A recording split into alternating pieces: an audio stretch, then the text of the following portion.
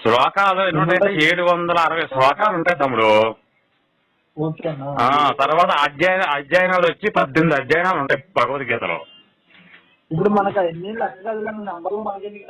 అంటే ఇప్పుడు అలా కాదు కదా, నువ్వు ఒకదానికి నువ్వు అక్కడ చూసుకోవాలి ఎక్కడ ఏముంది ఏంటనేది. యోగాలు ఎందుకు ఉన్నాయి, కర్మయోగం అంటే ఏంటి, అవన్నీ కూడా అంటే క్షత్రియ అనేవాడు ధర్మం అంటే ఎలా పాటించాలి అని, ఎవరి ధర్మం ఎవరు ఎలా పాటించుకోవాలి అనేది ఉంది తమ్ముడు అక్కడ. ఇప్పుడు ఇదే సర్వపాప పరిహారం రక్తప్రోక్షం అది వేదాల్లో వస్తుంది తమ్ముడు. సర్వపాప పరిహారం రక్తప్రోక్షం అవకాశం అనేది యేసుకి సంబంధించింది కాదు. యేసుకి ఆపాదించే క్రిస్టియన్స్ నా కొడుకులు. నువ్వు ఏంటి క్రిస్టియన్ హిందువు తమ్ముడు? అయితే నువ్వు క్రిస్టియన్, పక్కా క్రిస్టియన్ అయితే నువ్వు నిన్ను అంటలేదు. కానీ ఈ క్రిస్టియన్స్ నా కొడుకులు ఓం ఏసియాయ నమః, ఓం మేరీ పుత్రాయ నమః, ఓం వ్యభిచారికి పుట్టారాయ నమః, ఓం మూడు వేకులు చచ్చారాయ నమః అని చెప్పి శ్లోకాలు కూడా చెప్తున్నారు.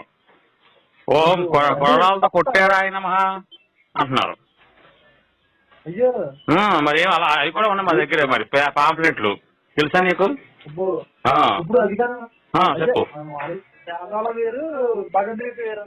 భగవద్గీత పంచమ వేదం అంటే ఏంటి తెలుసా తమ్ముడు నీకు? వేదాలు 4 ఉన్నాయి. ఈ పంచమ వేదం అనేది మహాభారతం. ఆ మహాభారతాన్ని దాన్ని మళ్ళీ తగ్గించుకుంటూ వస్తే భగవద్గీత అయింది. మొత్తం అంతా యుద్ధకాండం అంతా కూడా ఇది సంబంధించింది.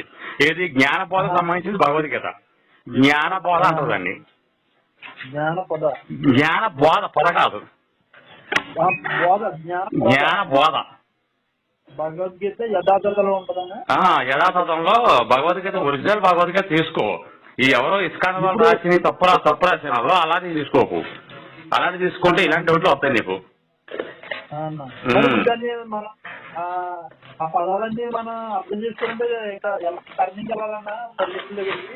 దక్కర్లేదు. నువ్వు ఏ ఊర్లో ఉంటావో చెప్పు.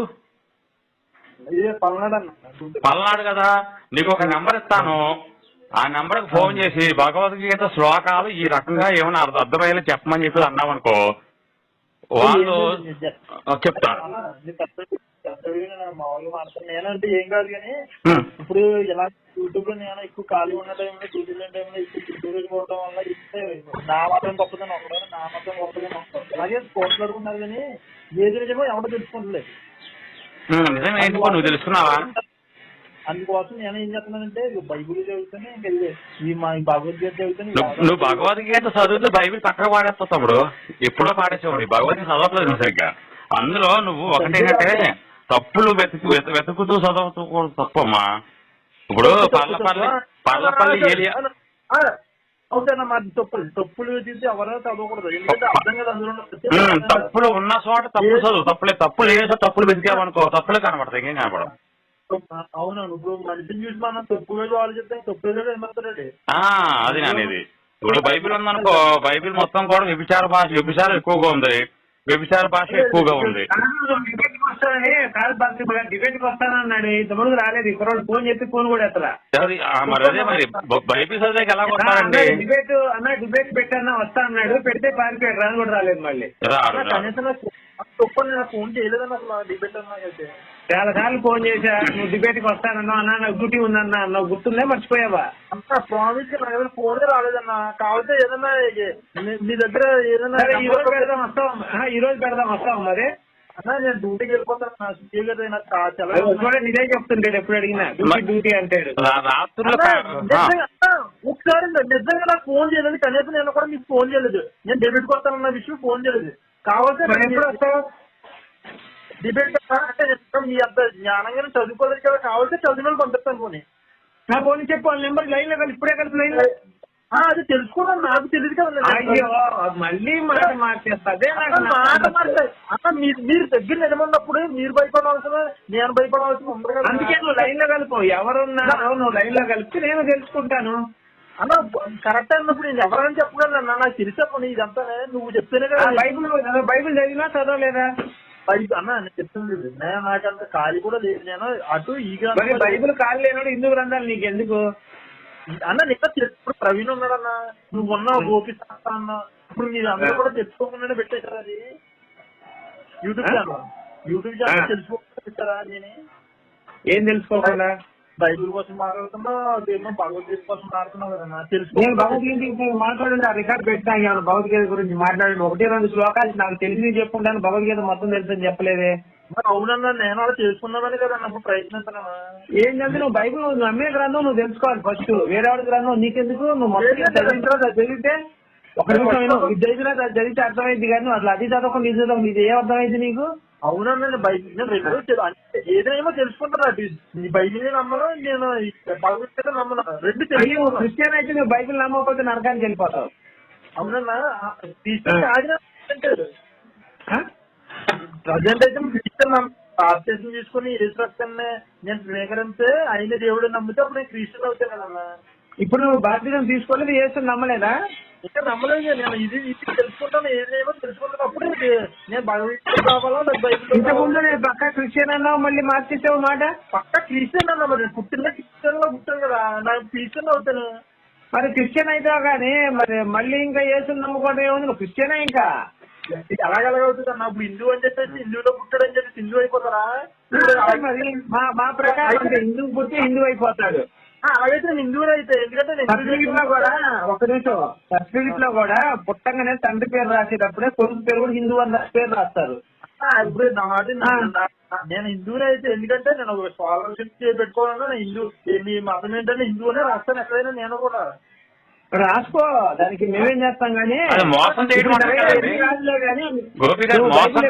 మరి మోసమే, మరి అర్థం మోసం కాదు బతికేదంతా. ఇప్పుడు వాళ్ళు హిందూ అని రాసుకుంటున్నావు, క్రిస్టియన్ కాదు, క్రిస్టియన్ నువ్వు హిందూ కాదు, హిందూ ఎలాగవుతావయ్యా?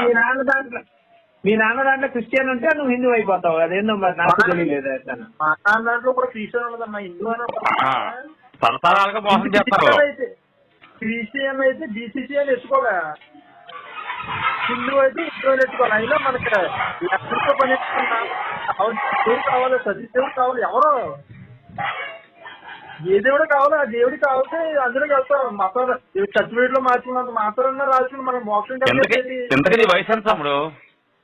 36 అన్న. 36 సంవత్సరాలు వచ్చినాయి. నీకు దేవుడితో నీకు పని ఏముంది? ఇంక నీకు దేవుడు ఎక్కలేదు, అసలు ఎక్కడ ఎత్తుకున్నారు? దేవుడు ఎందుకు పనికిరాదు? ఇదేటన్నా మోక్షం వెళ్ళాలండి, ఏం చేయాలి? మోక్షానికి ఎవరు వెళ్ళడం? నువ్వేంటి వెళ్ళేది? నువ్వు పిచ్చి ప్రశ్న. మోక్షం అనేది ఎక్కడ లేదు, ఎక్కడ లేదు మోక్షం అనేది. అసలు ఇక్కడ నోటికి 2-3 పదాలు నేర్చుకుంటారండి, నేర్చుకొని అయ్యే మాటలు మాట్లాడుతుంటారు. అదే కదా, అసలు మోక్షం అనేది ఎక్కడ చూపించు. విలువ దాని అర్థం కూడా తెలియదు. అన్న మోక్షం అన్నది నేను భగవద్గీతలో కూడా మోక్షం అనేది ఎక్కడ ఉంటుందో తెలుసా? దానికి యోగ సాధనలు ఉంటాయి, యోగ సాధనలు క్రియ సాధనలు ఎన్ని ఉంటాయి, అన్ని చేస్తేనే కానీ మోక్షానికి వెళ్ళలేవు. అవన్నీ చేయడం మానవతరం కాదు. అది మోక్ష మార్గం చేరుకోవాలంటే పాటిస్తారని ఉన్నాను భగవద్గీత. అయినా కూడా ఇప్పుడు పాపం పుణ్యం అనేది బ్యాలెన్సింగ్ గా ఉంటుంది తమ్ముడు. అది ఏది ఎక్కువైనా కూడా మోక్షానికి వెళ్ళవు, ఏది తక్కువైనా మోక్షానికి వెళ్ళవు. అది జరిగే పని కాదు. దానికోసం ఆలోచన మానేసి జీవితం మీద బతకడం మీద ఆలోచన పెట్టుకో. అంతేగాని దేవుడు తెలుసుకోవాలి, దేవుడు కావాలి అనుకునేవాడైతే ఈ పడికి ఎప్పుడో దేవుడు అంటే ఎవరో తెలుసుకునేవాడివి.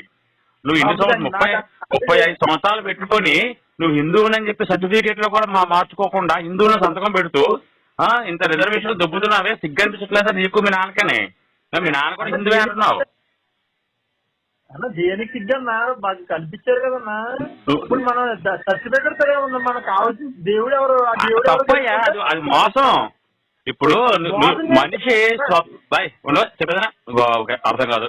నువ్వు మనిషి ఎప్పుడూ కూడా క్రిస్టియన్ గా బతకాలా లేకపోతే హిందువుగా బతకాలా అనేది ఏదో ఒక డిసైడ్ అయ్యి ఉండాలి.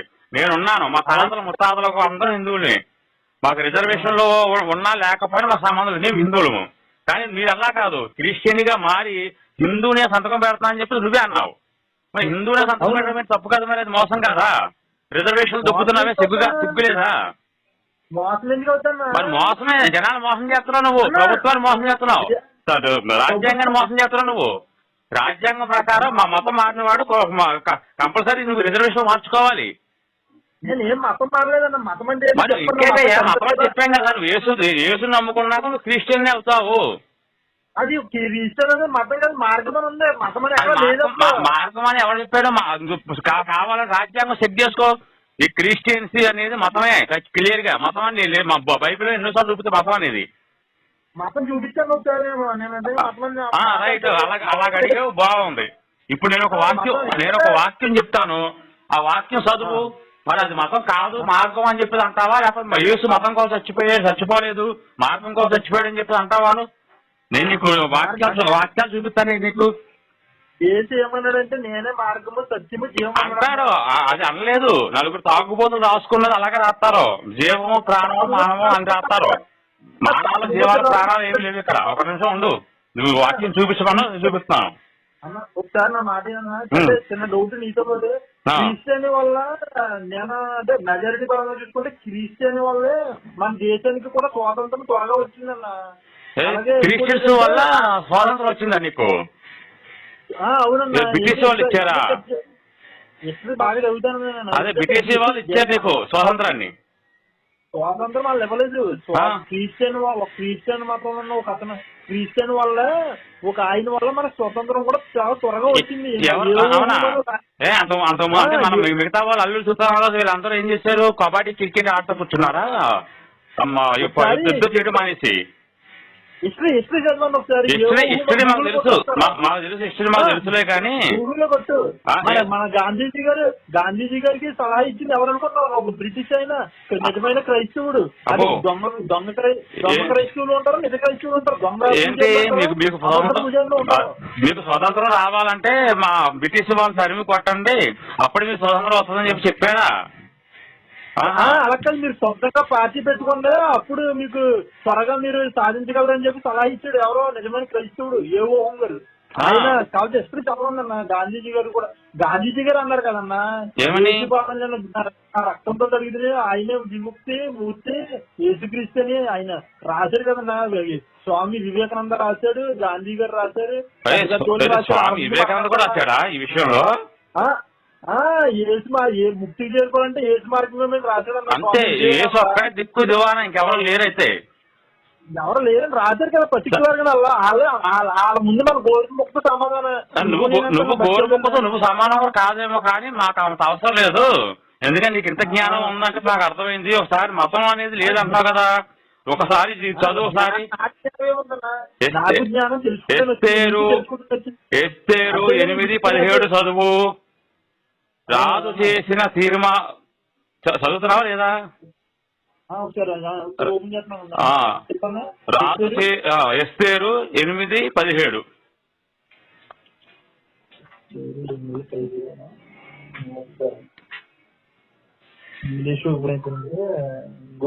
నేను చదువుతాను ఉండైతే. చెప్పండి. రాజు చేసిన తీర్మానము అతని చట్టమును వచ్చిన ప్రతి సంస్థ యందును ప్రతి పట్టణమందు యూదులకు ఆనందము సంతోషమును కలిగెను. అది శుభదినమని విందు చేసుకొనిరి. మరియు దేశ జనులలో యూదుల ఏడల భయము కలిగెను. కనుక అనేకులు యూదులు మతము అవలంబించిరి. ఏమి అవలంబించారు? మతము అవలంబించారు. ఉండు ఇంకా చెప్తాను, ఇంకా ఉన్నాయి నీకోసం, చాలా ఉన్నాయి నీకోసం చెప్తాను. నువ్వు అడిగావుగా. ఎస్తేరు 8:17, మత్తయి 23:15. పక్కన రాసుకో నువ్వు, నేను చదువుతాను. మత్తయి 23:15. అయ్యా వేషధారులైన శస్త్రులారా పరిచయులారా, ఒకని మీ మతములో కలుపుకొనుటకు మీరు సముద్రమును భూమిని చుట్టి వచ్చెదరు. అతడు కలిసినప్పుడు అతని మీకంటే 2 ఇంతలు నరకపాత్రుని చేయుదురు. ఇంకా ఉన్న చదువుతాడు. చెప్పాను కదయ్యా, మత్తయి 23:15. 23:15. అపొస్తలుల కార్యం 25:19. 25:19. అయితే తమ మతమును గురించి చనిపోయిన యేసు అను ఒకని గురించి ఇతనితో వారికి కొన్ని విభేదాలు ఉన్నట్లు కనబడేను. మతం అర్థమైంది ఇక్కడ. మతము అపొస్తలుల కార్యము 26:5. వారు మొదటి నుండి నన్ను ఎరిగిన వారు కనుక సాక్ష్యమిచ్చుటకు వారికి ఇష్టమైతే నేను మన మతములోనికి బహునిష్ఠు గల త్యాగను అనుసరించి పరిచయుడనుగా ప్రవర్తించినట్లు చెప్పగలరు. విన్నావు కదా? యేసు ఏం చేశారు ఇక్కడ? తెలియకపోతే తెలియటగా ఉండు. మాలాంటి వాళ్ళతో మాట్లాడేటప్పుడు బైబిల్ దగ్గర పెట్టుకుని మాట్లాడాలన్నమాట. గలతీయులకు రాసిన పత్రిక 1:14 నా పితరుల పారంపర్యాచారమందు విశేషాసక్తి గలవాడై నా స్వజాతీయులలో నా సమాన వయస్కులైన అనేకుల కంటే యోధులు మతములో ఆధిక్యత నొందినని నా నడవడి గురించి మీరు వింటిరి. ఎంతన్నా యూదులు అదే గలతీయులు 1:14 అది కూడా గలతీయులు 1:23 ఇంకోటి రాష్ట్రం ఇంకోటి చెప్తాను నేను. గలతీయులు 1:23 మునుపు మనలను హింస పెట్టిన వాడు తాను పూర్వమందు పాడు చేసి వచ్చిన మతమును ప్రకటించిన వాడై సంగతి మాత్రమే విన్నాడు. మతము ఉందా? మతం ఇక్కడ మునుపు మనల్ని హింస పెట్టిన అవును. ముందు ఏం చేశారంటే పౌలు అనేవాడు ఏం చేశాడంటే వాళ్ళ మతాన్ని హింసించాడు. తర్వాత మళ్ళీ యేసు పౌలు సౌలుగా మారిన తర్వాత మళ్ళీ వాళ్ళ మతాన్ని ప్రచారం చేశాడు. అదే అక్కడ ఉన్నది.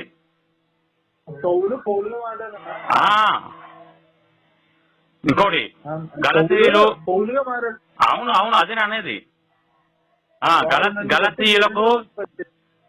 గలతీయులు 5:21 భేదములు విను మతములు అసూయ మతత్తులు అల్లరి కూడి ఆటపాటలు మొదలెట్టిరి. విన్నావు కదా? అల్లరి చేసి ఆటపాటలు మొదలెట్టారట మతం గురించి. మతం కాదు మార్గం ఎవరో సారా సాగేసి రాశారు అదే మాకు కరెక్ట్ అని చెప్పారంటే కుదురుద్దనుకుంటున్నామేంటి? నువ్వు మతం కాదని చెప్పి డిక్లేర్ చేసేటప్పుడు మా దగ్గరకు వచ్చి అడగాలి మతమా కాదా అని. మార్గం అని చెప్పేసి ఒక ఏం చెప్పాడని చెప్పి రాసిస్తారు. ఆయన ఎందుకు చెప్పాడే మాట? మతంలో మారాలి కాబట్టి ఆ మాట చెప్పబోదు మతం మారవు కదా. ఈ రోజు చాలా మంది పాస్టర్లు ఏం చెప్తున్నారంటే నీకు పరలోక రాజ్యం డబుల్ బెడ్రూమ్ ఫ్లాట్ లో ఉన్నాయి, అటాచ్డ్ బాత్రూమ్లు ఉన్నాయి, కిచెన్ సపరేట్ గా ఉంది అని ఇవన్నీ చెల్లు చెప్పబట్టే మతంలోకి మారుతున్నారు వాళ్ళు. మతమే అనేది. ఆ మతం అని చెప్పకుండా వీళ్ళది మార్గం అని తప్పుల మార్గం చెప్తారు వాళ్ళు. అది మేము ఇప్పుడు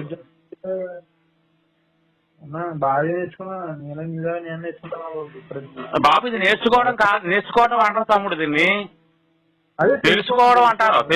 నేర్చుకోవడం వేరు. నేర్చుకునేదంటే ఏదైనా విద్య నేర్చుకోవడం, ఇది తెలుసుకోవడం. నీకు తెలియదు అంటున్నావు కదా మతం అంటే ఏంటో తెలియదు అంటున్నావు కాబట్టి చెప్పాను. మతం ఉందని దీంట్లో 100% ఇంకా ఉన్నాయి. అలా కాదు అన్న, నువ్వు చాలా బాగుంటున్నావు. అయితే మామూలుగా కొంచెం ఎవరైతే నేను గొప్ప అంటున్నావు క్రిస్టియన్లు ఉన్నారు కదా వాళ్ళని కూడా నీ దగ్గర డెప్యూటీ తీసుకొస్తే బాగుంటుందేమో.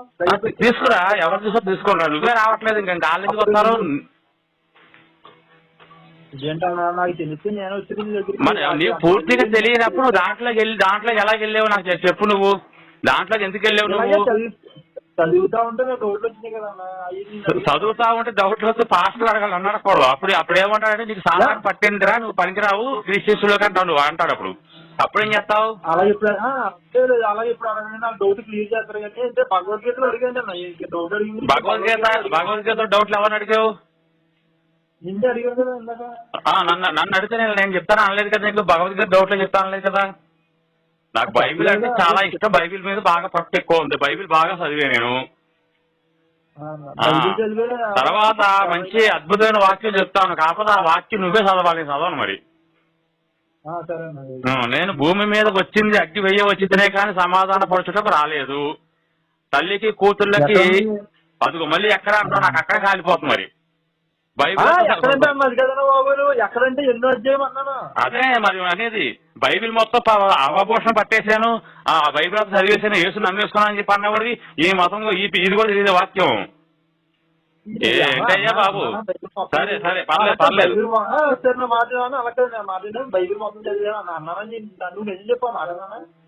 మరి తెలియకుండా ఎందుకు వెళ్తావు? సరే ఒక పని చెయ్యి. యేసు ఒకటి చంపేసేది తెలుసా? ఇక్కడ యేసు పరిశుద్ధుడు అని చెప్పి అన్నావు కదా. చచ్చిపోయిన వాళ్ళు లేపడి తప్ప చంపలేదు అన్న. సరే ఒక వాక్యం చెప్తానైతే వినైతే 2వ దశలోని పత్రిక 2వ దశలోని పత్రిక 2:8. అప్పుడు ఆ అక్రమ పురుషుడు బయటపడతాడు, ప్రభువు యేసు తన నోటి శ్వాస చేత వాణ్ణి సంహరిస్తాడు.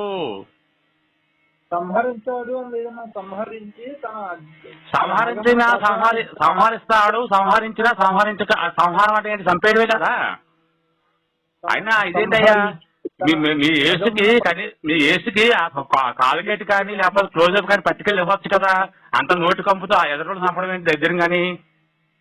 లేదన్న, అప్పుడు మనం ఒకరి కోసం ఒకరి చింతపడుకుంటా రాలేదు కానీ మా పేరు తెలుసుకోవడానికి వచ్చాం. అది అట్లా కాదు. నేనేమన్నానంటే, ఇగో యేసుని ఇక్కడ ఇంకొక మాట అంటున్నారు, విను. ఇంకో మాట విను. యేసుని ఏమన్నారంటే, అపొస్తలుల కార్యం 24:5లో ఈ వ్యక్తి ఒక చీడ లాంటి వాడు, భూమిపై ఉన్న అందరినీ తిరుగుబాటుకు రేపుతున్నాడు. ఇతడు నజరేయుడని మత శాఖను నాయకుడని మేము గమనించాం. అపొస్తలుల కార్యం 24:5. ఇన్ని చెప్తా ఉంటే నువ్వు ఇంకెక్కడ ఎక్కడ అంటుంటే ఏం చెప్పాలి తమ్ముడు అమాయకంగా? అలా కాదంటే నేను అంటున్నా, చెప్పన్నాను ఎక్కడ బైబిల్లో కలిసి. సరే, నేను భూమి మీదకి శాంతి పంపవచ్చుదని తలుచుకుంటే ఖడ్గమునే గాని సమాధానం పంపటకు నేను రాలేదు. మత్తయి సువార్త 10:34. మత్తయి 34.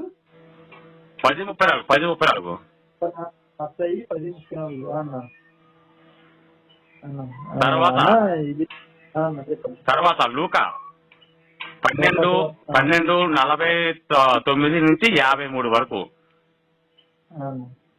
తర్వాత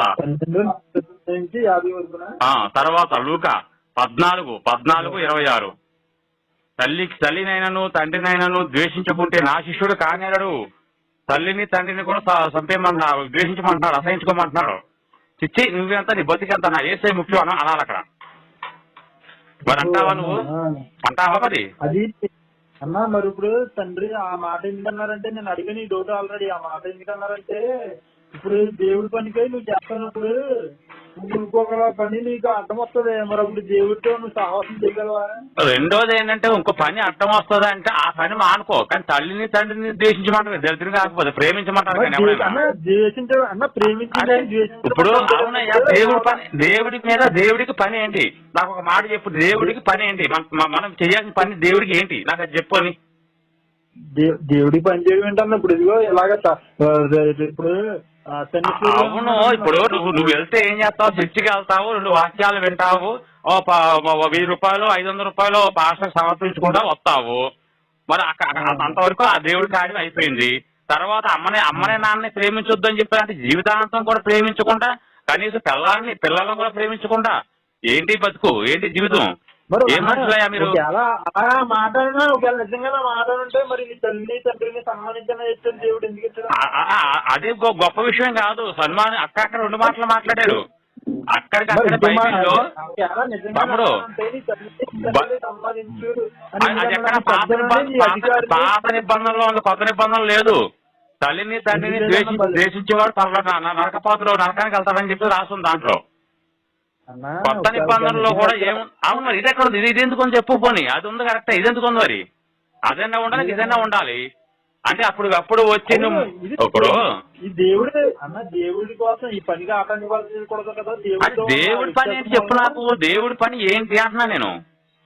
అన్న దేవుడి పని ఏంటంటే, ఇప్పుడు మన స్వామీజీలు అందరూ ఉన్నారు, వాళ్ళు ఏం పని చేస్తున్నారు? ఏం చేస్తున్నారు? వాళ్ళ పని చేసుకుంటున్నారు. అంతేకాని వాళ్ళు మాత్రం తల్లిని తండ్రిని ద్వేషించట్లేదే. తల్లిని తండ్రినే కాదు, ఎదురుగా ఉన్నవాడిని కూడా ద్వేషించట్లేదు. కానీ మీ యేసు ఏం చెప్పాడు? తన శరీరాన్ని తన ప్రాణాన్ని సహా అసహించుకోమంటున్నాడు. మా వాళ్ళు ఎవరు అలా అసహించుకోలేదు, అలా ద్వేషించలేదు. కన్న తల్లే కాదు తమ్ముడు, తల్లి వయసు ఉన్న వాళ్ళు వెళ్ళినా కూడా కాళ్ళకి నమస్కారం చేస్తారు. అది గౌరవం, మర్యాద. మేము అలాగే చేస్తామన్నా.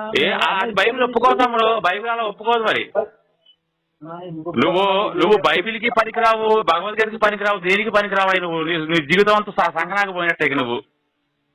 అంతేనంటావు? సంక్రాంతి 30 సంవత్సరాలు వచ్చినాయి అంటావు. కానీ మాట్లాడు ఇక నిజంగానే దేవుడు అనేవాడు ఉంటే మరి నువ్వు కూడా మాట్లాడు.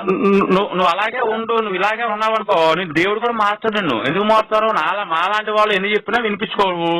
పోయి బైబిల్లో ఏదో కరెక్ట్గా వినాలి కదా. ఇప్పుడు ఏదో ఒకటి భగవద్గీతలో ఇలాంటి ఏమైనా చూపించామనుకో, నేను భగవద్గీతను కూడా నేను బ్యాన్ చేస్తాను, డౌటే లేదు. కానీ భగవద్గీతలో ఎక్కడ వెతికినప్పుడు ఇలాంటివి ఎక్కడ కనపడలేదు నీకు. ఎందుకంటే పక్షుల్ని ఇగో నేను వాక్యాలు సహా చెప్పాను, నువ్వు కూడా అందులో శ్లోకాలు మన అధ్యయనాలతో సహా నువ్వు చెప్పావనుకో నేను ఒప్పుకోను. ఎక్కడుంది చెప్పు, ఎక్కడ ఎందుకు లేవు అన్నావనుకో నేను ఊరుకోను. ఉంటే చూపించు.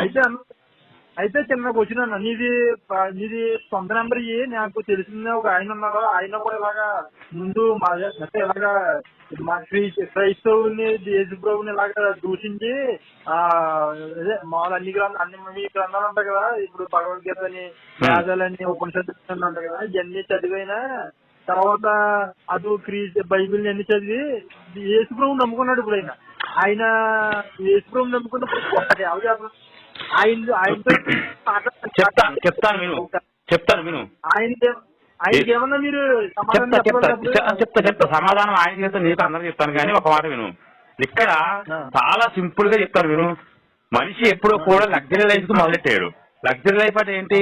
ఉదయాన్నే లేవకూడదు, స్నానాలు చేయక్కర్లేదు, చర్చికి వెళ్ళిపోవడం, ఏదో అలుగులి అనేయటం, ఆమె అనేయటం, బయటకు వచ్చేయడం. కానీ మా దగ్గర అలా లేదు. ఉదయం 4 గంటలకు 5 గంటలకు లెగిసి స్నానాలు చేసుకుని సాంప్రదాయబద్ధంగా ఉండాలి. అలా ఉండి చక్కగా గుడికి వెళ్ళి పూజ చేసుకోవడం, ఇవన్నీ కూడా నియమ నిష్ఠలు అన్ని చాలా ఉంటాయి.